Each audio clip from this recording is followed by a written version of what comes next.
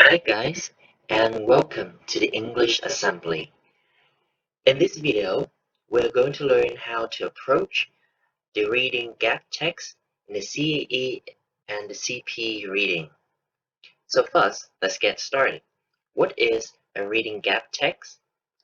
It is a kind of reading in which there are missing paragraphs, and what we have to do is to reorder the paragraphs into the correct order.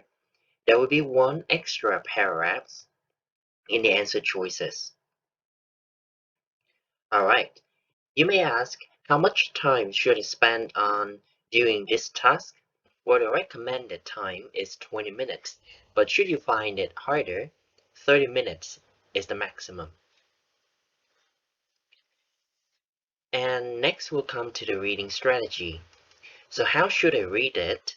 First, we're going to skim through the given passage, and then we might want to skim the missing paragraphs. These first two steps are optional because if you do not have the time, then you can read the given passage in full, and then highlight connecting words or phrases. Unclear pronouns should be considered. If you can see no pronouns or connecting words, then we should check for the meaning. What are the main ideas in that paragraph? And then we can connect them using the logic, the flow of the reading. We do the same thing to missing paragraphs, by which I mean highlighting connecting words or phrases, unclear pronouns. And finally, we should look at each gap and match the missing paragraphs based on our highlights. Alright, are you ready to try one? Let's go. Here is a reading passage that I have taken from the CPE handbook. You can download the reading passage by scanning the QR code that is shown on the screen, or you can go to the link on the screen. Alright, so I'm going to do the first step, which is to read each paragraph and then highlight the connecting words and phrases. Let's go. As a social culture anthropologist, I've lived in Madagascar for more than 3 years, and I know the people, the language, and the culture well. The cattle drives undertaken by young Malagasy men have fascinated me ever since I lived in a remote rice farming village in the Central Highlands. So there may be no connecting words or phrases in this paragraph, but we are going to consider the main idea. So in this paragraph, the writer is talking about his experience, his past, and what he's doing now. He's talking about his fascination. He is fascinated with cattle, right? Now let's read the next paragraph. This, so you should highlight the word this, gives an indication of how much the Malagasy love cattle. So we should look for a paragraph that talks about signs or indications of how Malagasy love cattle. In the missing paragraph, there are potent symbols on the island, and it is common practice for young men to trade in them prior to marriage. Next, to fulfill my ambition, I headed for the frontier town of Tirsanomandidi, looking for a group of drovers with whom to share life on the road.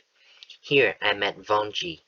So over here the writer has met someone whose name is Vanji.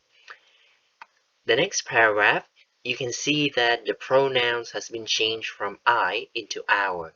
So most probably because the man named Vanji has joined in with the writer.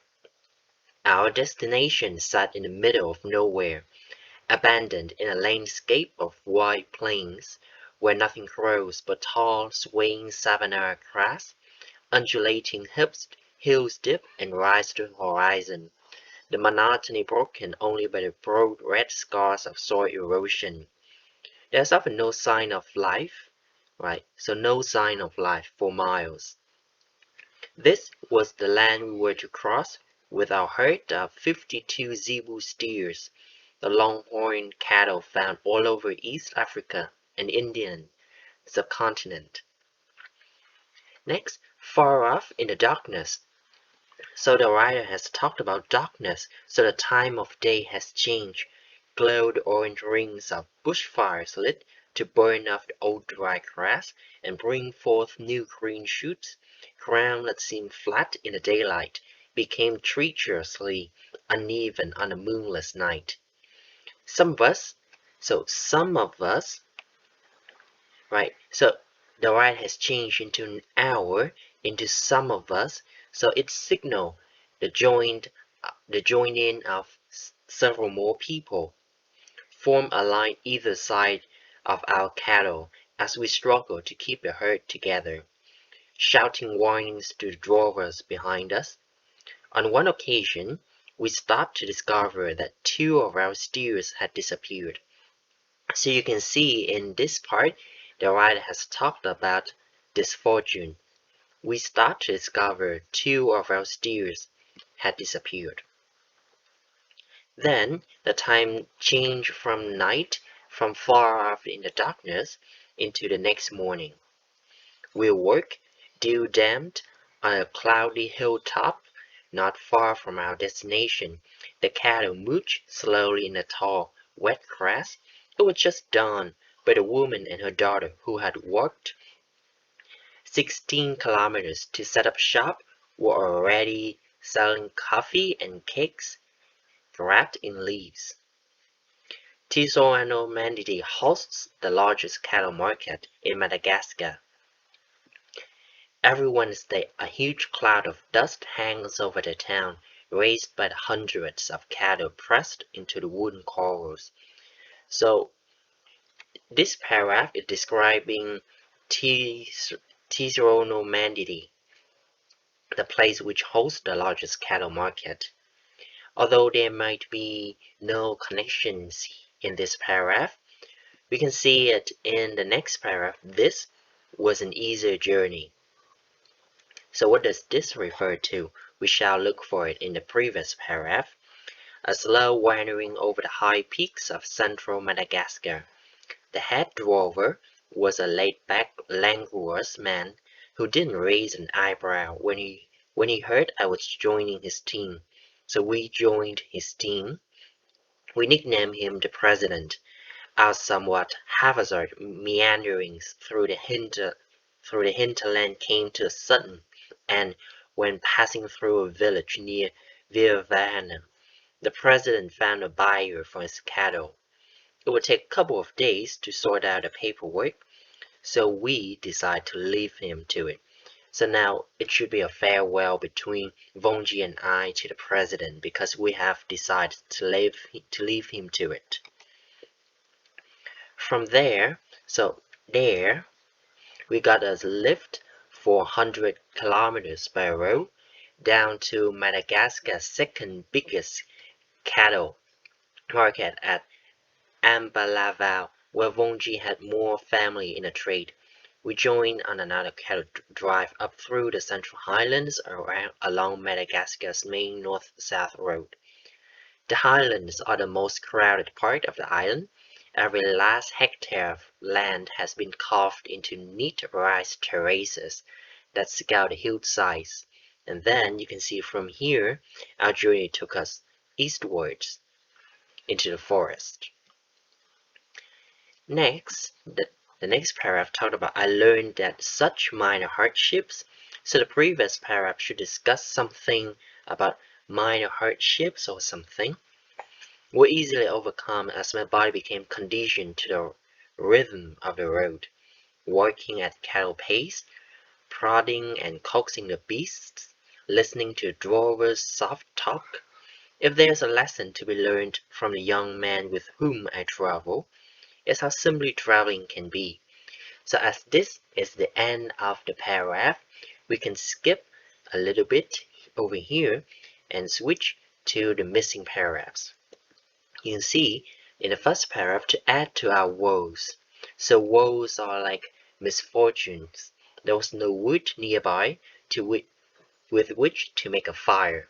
It was a long, slow wait for the rice to boil over smoldering dried cow pads, but we didn't dwell on our loss. Accepting it in Malagasy fashion as the work of fate. Next, you can see this paragraph is talking about weather. Cloud hung over us all day, and we used plastic sheets as raincoats, for the drizzle was unremitting. This was the toughest bit of drawing, being wet all day, sleeping in damp bedding.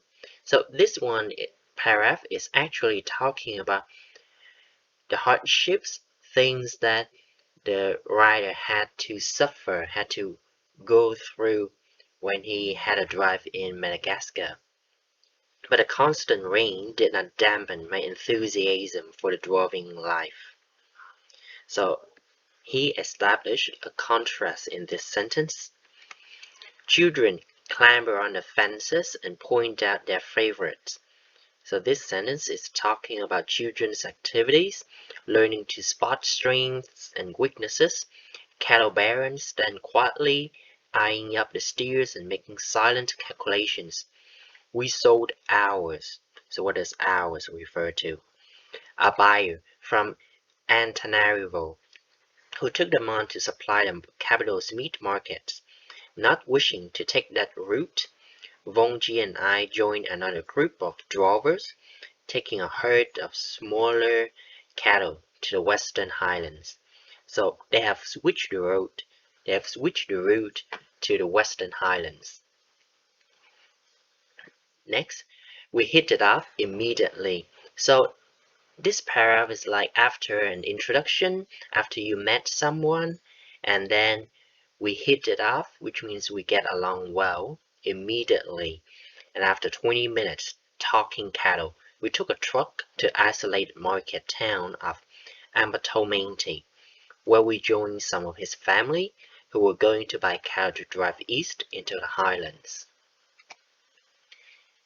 Next, we can see, surrounded by curious children, we exchange formal speeches of farewell, reflecting on our time together. So this paragraph is talking about the farewell between the writer and some curious children, some people, somewhere. The meals shared and the happy memories we would keep in spite of the distance that would now separate us. With a plaintive song, the drovers wished us goodbye, and we left them to their trading. Now we left the drovers to their trading, and then we say goodbye. On one occasion, a politician was giving a speech in the main street when a long-distance drive passed through. The listener's attention switched immediately to admiring the cattle. So can you guess what is the writer illustrating in this paragraph? When a politician was giving a speech and there was a long drive passed through, and listeners' attention immediately switched to the cattle and greeting the drovers instead of listening to the politicians. I guess you got your answers. Now let's move on to the next paragraph. The drovers knew better than to work these smaller steers too hard.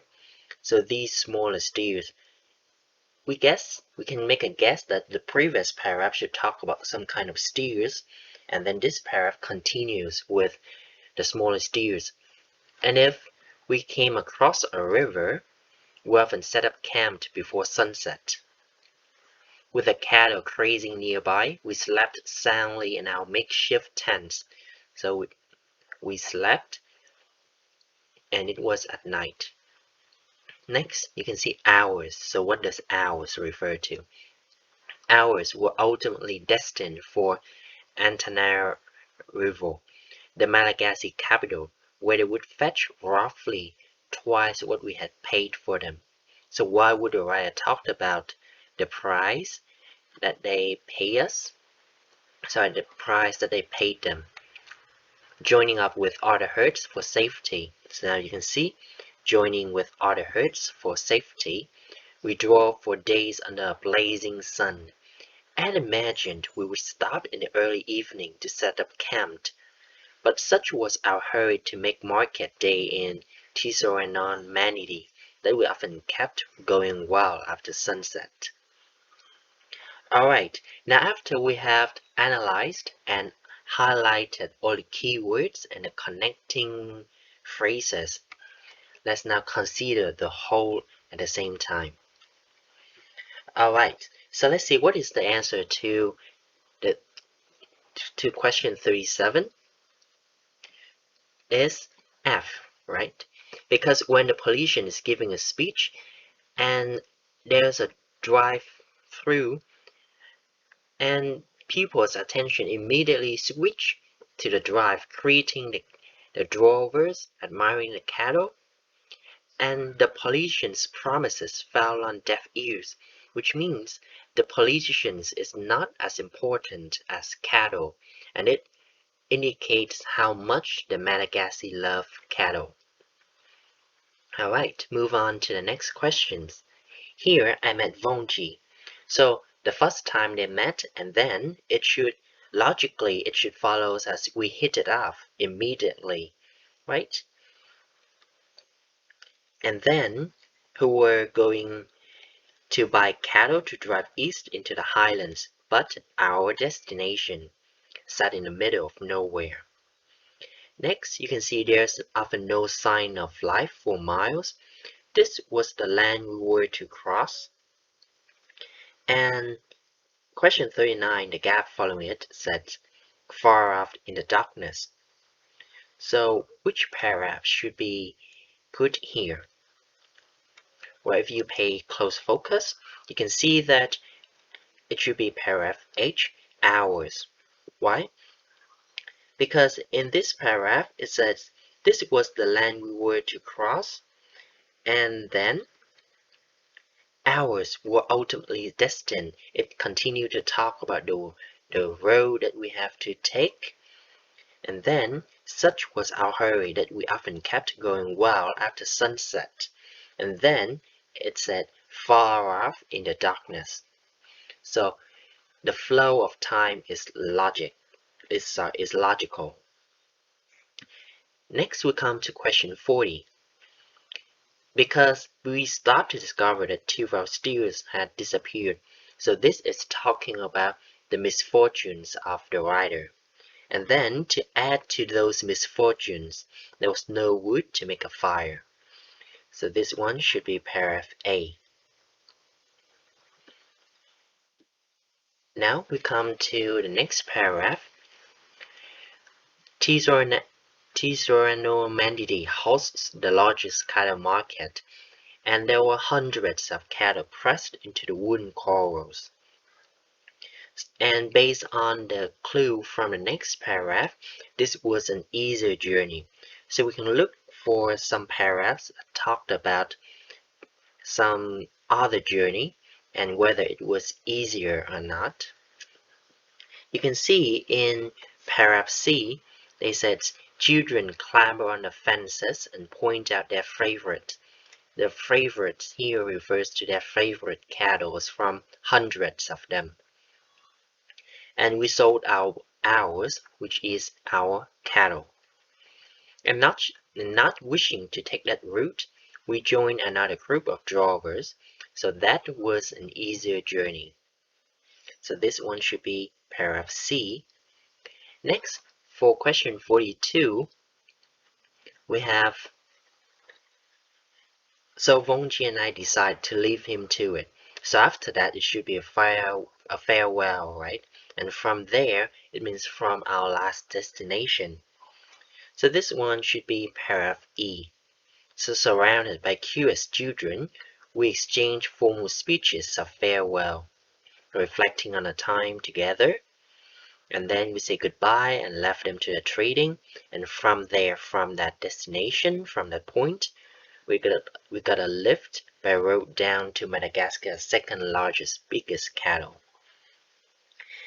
And the last questions, 43, you can see such minor hardships. So which paragraph in the missing one talked about hardships of the rider? Surely it is paragraph B, right? Cloud hung all over us all day. and it talks about the toughest bit of drawing, and the cattle seemed depressed, the constant rain, but it did not dampen my enthusiasm. To be followed by such minor hardships were easily overcome. So the answer to gap 43 is B. Well, do you think that this one is an easy task?